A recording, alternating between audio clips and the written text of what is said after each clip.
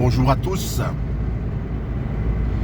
Je fais cette vidéo pour donner une explication sur le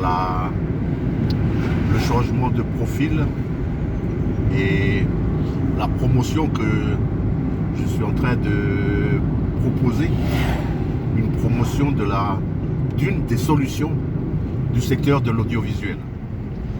Pour ceux qui suivent l'actualité au niveau du pays, la compétence audiovisuelle dans l'accord de Nouméa est inscrite dans l'article 27.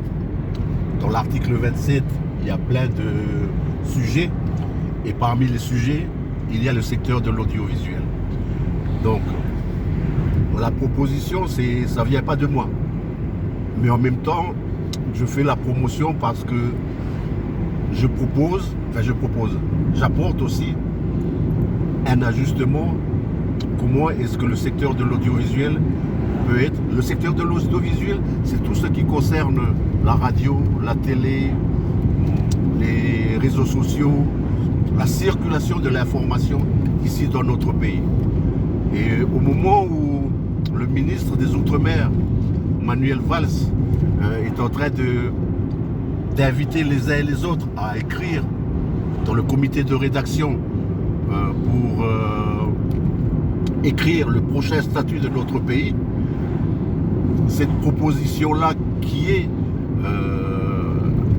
transparaît à travers le livre qui est tenu sur mon profil par Roch Wamitan et par Bruno, ce sont des propositions que nous avons posées sur la table depuis 2022. Depuis 2022, on a fait la promotion de cet ouvrage-là en interne au niveau de Radio Dido. J'ai proposé au conseil d'administration d'étudier, de regarder le livre et d'étudier ce qui est favorable à nous, ce qui n'est pas favorable. Donc maintenant, on est à un moment de notre pays où il faut poser sur la table un certain nombre de propositions. Donc le livre, c'est dommage parce que la vente du livre, je touche quelque chose c'est une pratique ici en Calédonie. Ce livre-là, il a été déposé dans une librairie et ceux qui étaient opposés à cette proposition-là, ils sont venus et ils ont acheté tous les livres là pour que personne ne puisse avoir accès à ce livre-là. Donc je vais parler maintenant du livre parce que c'est l'autre photo que vous voyez où je me tiens debout avec la personne. J'ai été le voir chez lui pour mieux comprendre la teneur de sa proposition. Et Bruno, c'est l'ancien directeur de TDF. Donc pour ceux qui connaissent ce TDF, c'est ceux qui gèrent les antennes. Les antennes, et eux, ils sont situés au-dessus de RFO, donc à Mokofin. Et il était à un moment donné ici en Calédonie, et il a rencontré près de responsables politiques. Et les Nouvelles Calédoniennes, ils ont publié un article de Bruno. Et Bruno, à cette époque-là, parce que c'était la période avant le transfert de la compétence audiovisuelle, a qualifié la situation ici en Calédonie d'apartheid numérique. Pour lui, c'était injuste que la manière de gérer ce secteur-là, ça soit fait au profit des grands groupes internationaux et en l'occurrence des grands groupes français. Donc actuellement, sa proposition, il est développé dans le livre. Nous sommes les utilisateurs de ces médias-là. Moi, au niveau de la radio, j'utilise ce média-là et Dieu sait combien nous avons besoin que dans notre pays, il y a cette liberté de faire son métier, mais liberté aussi de permettre à entendre tout le monde, la diversité des opinions, mais en même temps respecter la liberté de la presse. Et l'idée, c'est que on puisse inscrire dans le prochain statut dans le secteur de l'audiovisuel, on ne soit plus dépendant des financements de... non, parce que là-bas, en province, ceci, c'est eux qui ont la majorité et ils vont vous couper la subvention. Non, c'est bon, je pense que ça a assez duré. Ceux qui étaient aux provinces et dans les instances, ben, ils ont fonctionné à la tête des clients. C'est-à-dire qu'ils donnaient des subventions à radio ceci, à radio cela. Si eux, ils sont d'accord avec. S'ils ne sont pas d'accord, ben, ils ne donnent pas de subventions. Le livre, là, explique comment on peut détacher. On peut ne pas attacher, la vie des médias, la liberté de la presse, il ne soit pas adossé à la volonté de quelques élus parce qu'ils ne veulent pas voir un tel, ils ne veulent pas voir un tel, ils ne veulent pas entendre un tel. Donc on va complètement, du moins détacher ça. Il ne faut plus que nous soyons dépendants de tel groupe politique ou tel groupe politique. Je pense que ça a assez duré et au niveau de Radio Djido, on le dit d'une manière forte parce que c'est dommage qu'on ait passé beaucoup de temps et on n'a pas permis aux gens de venir exprimer, dire comment eux ils voient les choses. Donc personnellement, j'ai fait cet effort-là d'expliquer, de respecter le canal, de passer dans les instances pour expliquer, réexpliquer. Donc arrivé à un moment donné, c'est on dit, ben, voilà une proposition, vous pouvez le lire, vous pouvez avoir le PDF pour pouvoir mieux lire ça. Et là où l'enjeu actuellement, c'est au niveau du front. Et moi, je ne m'adresse pas aux autres, moi je m'adresse au front et à la gouvernance du bureau politique. Parce que le projet qui est porté par le FLN, c'est un beau projet. Mais sauf que la communication, on n'a pas suffisamment communiqué, on n'a pas suffisamment expliqué. Et puis, ceux qui expliquent, ben, on dirait qu'ils font peur.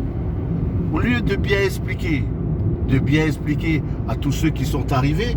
Parce que moi, j'ai envie de m'adresser en disant, c'est qu'il y a une parole qu'il faut donner à la famille qui sont arrivés de Kabylie. Qui sont maintenant à Bouraï. Mais il y a une façon d'expliquer à eux. Et puis comment eux, ils ont vécu avec les Kanaks. Pareil aussi pour nos familles qui sont arrivées après la guerre d'Algérie. Avec toute leur organisation. Et dire comment eux, ils sont arrivés ici. Toutes les communautés, ils sont arrivés ici, ils sont accueillis par le peuple kanak. Donc le poteau central, c'est le peuple kanak. On respecte les gens d'ici. Donc, le peuple kanak a déjà fait beaucoup d'efforts. Il faut leur expliquer. Voilà les efforts que nous avons faits. Et surtout sur la Grande Terre. Parce que le foncier qui a été donné, je reviens sur la terre parce qu'à un moment donné, on va parler de produit intérieur brut, de l'économie. Si nous, on n'a pas donné à chaque clan la reconnaissance, parce que ce sont des outils qui sont à notre disposition pour dire on reconnaît tel clan et c'est tel clan qui m'a accueilli. Donc le développement qui à travers ce texte-là sur la compétence audiovisuelle, c'est permettre cette liberté-là, quoi. Et ne pas qu'on arrête d'avoir un seul monopole.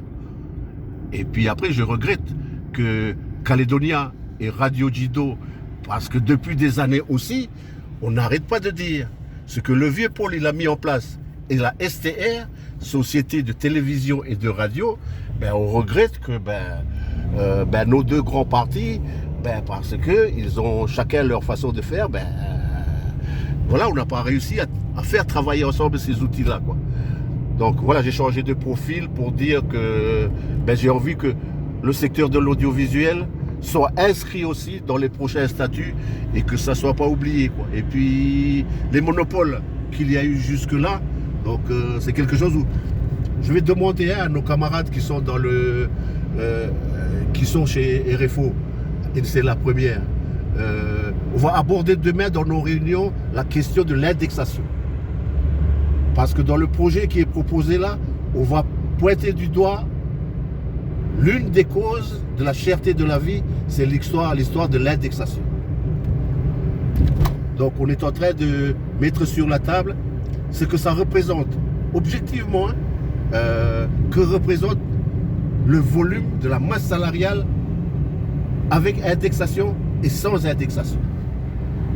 Comment est-ce qu'on va repenser le financement de l'audiovisuel, le financement de la presse, de la liberté d'expression avec les moyens que nous avons? On regarde d'abord nos propres ressources et puis après, on ne va pas toujours... C'est vrai que la France, pour pouvoir garantir sa pérennité, il continue à rester ici, il nous donne des subsides, mais à un moment donné, il faut bien l'évaluer. Donc il y a l'indexation, il y a en même temps la publicité et tous les autres. Donc le document là que je suis en train de promouvoir, c'est dire, voilà une proposition. On prend une partie de ces propositions, on va prendre seulement 20%. Voilà. Mais c'est quelque chose qui est posé sur la table depuis toujours. Hein. Ce secteur-là a besoin d'être... voilà. Les journalistes, il n'y a pas un journaliste qui est...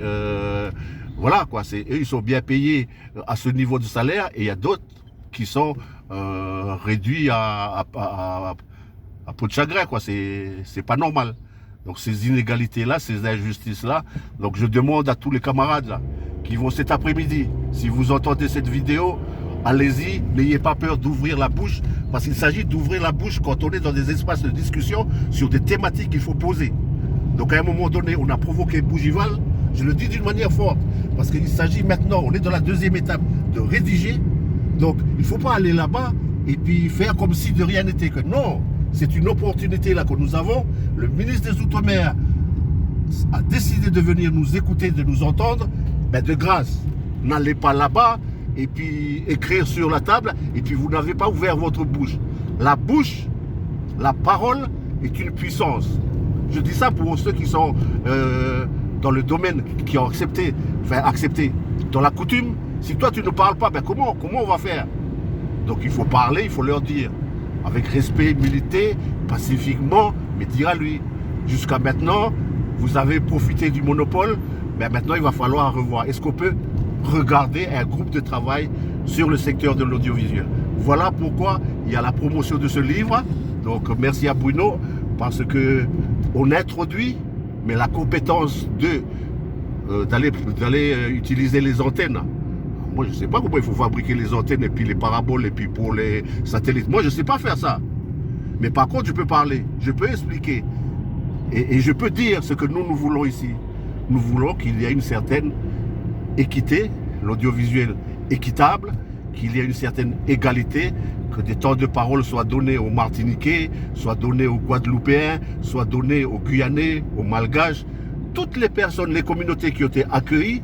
Et puis je terminerai mon propos là, à la place du Mwaka, pour pouvoir, donc à la place du Mwaka, où il y a eu ce travail-là qui a été fait à l'époque, où toutes les communautés ont été accueillies ici à la place Mwaka. Donc en même temps, je salue le grand frère qui est du côté de Saint-Louis, pour dire à lui, le travail, il continue. C'est à nous d'expliquer comment est-ce que nous voyons notre pays, la vision du pays, et ça, il faut qu'on ait des différents supports. Courage à toute la jeunesse avec les nouveaux réseaux de pouvoir prolonger tout ce travail-là. Merci.